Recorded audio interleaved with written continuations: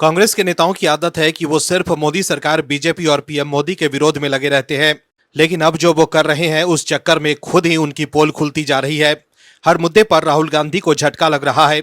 वहीं बिहार चुनाव से पहले राहुल गांधी विदेश चले गए हैं, लेकिन राहुल गांधी और कांग्रेस के लोग जिस मुद्दे पर पीएम मोदी को घेर रहे थे उस पर भी वो एक्सपोज हो गए हैं।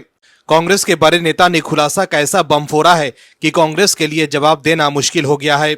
राहुल गांधी एटम बम और हाइड्रोजन बम फोड़ने की बात कर रहे थे, लेकिन यहां तो मामला ही उल्टा पड़ गया, जिसके बाद कांग्रेस आईटी सेल की प्रमुख सुप्रिया श्रीनेत तिलमिला गई। क्या है खबर, बताते हैं आपको इस रिपोर्ट में। दर्शकों, अमेरिका के राष्ट्रपति डोनाल्ड ट्रंप के सीज फायर वाले बयान के सहारे कांग्रेस के नेता राहुल गांधी पीएम मोदी पर निशाना साध रहे थे और ट्रंप के आगे सरेंडर करने का आरोप लगा रहे थे। राहुल गांधी ने तो नरेंद्र सरेंडर तक कह दिया था, लेकिन पीएम मोदी ने तो साफ शब्दों में कह दिया था कि दुनिया के किसी भी नेता ने सीज फायर के लिए नहीं कहा था।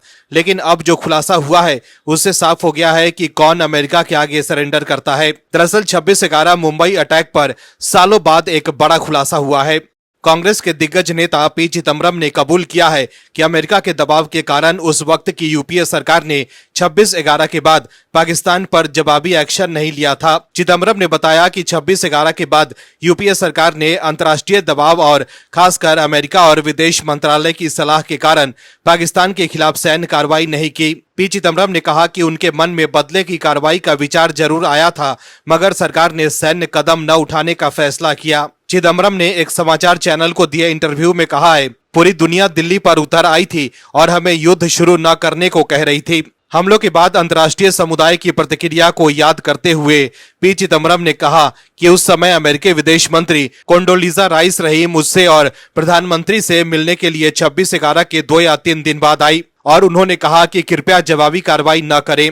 राइस ने साफ तौर पर कहा कि भारत को कोई जवाबी कार्रवाई नहीं करनी चाहिए। इस पर मैंने कहा कि यह सरकार का निर्णय होगा, बिना कोई सरकारी गोपनीयता तोड़े। मैं मानता हूं कि मेरे दिमाग में कुछ बदले की कार्रवाई का विचार आया था। दर्शकों, राहुल गांधी जो ट्रंप के बयान के सहारे पीएम मोदी पर सरेंडर करने को लेकर सवाल उठा रहे थे, वो अपनी ही पार्टी के वरिष्ठ नेता पी चिदम्बरम के खुलासे से एक्सपोज हो गए हैं कि पीएम मोदी सरेंडर नहीं करते हैं, कांग्रेस सरेंडर करती है अमेरिका के आगे। पीएम मोदी ने तो ऑपरेशन सिंदूर कर दुनिया को भारत की ताकत दिखा दी थी, लेकिन कांग्रेस ने क्यों कुछ नहीं किया।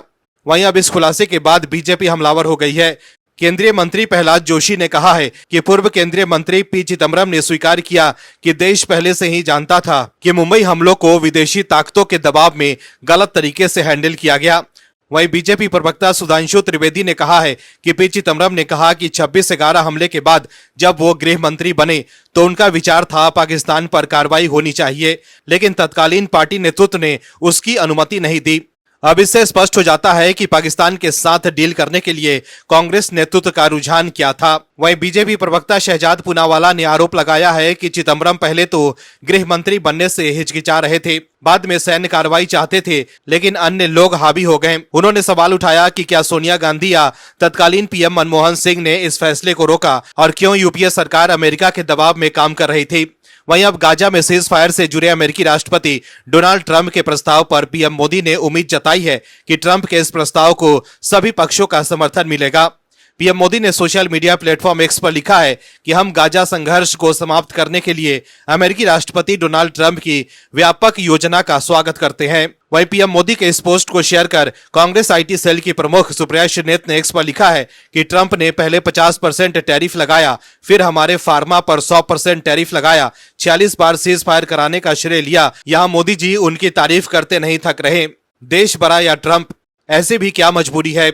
दर्शकों, कांग्रेस के लोग ट्रंप के बयान के पीछे पड़े हुए हैं, लेकिन अब तो उनकी पार्टी के ही वरिष्ठ नेता और पूर्व मंत्री पी चिदम्बरम ने पोल खोल दी है कि कैसे कांग्रेस ने अमेरिका के सामने सरेंडर कर दिया था। Bureau report, OMH news. आप दर्शकों से विनम्र निवेदन है कि चैनल को सब्सक्राइब जरूर करें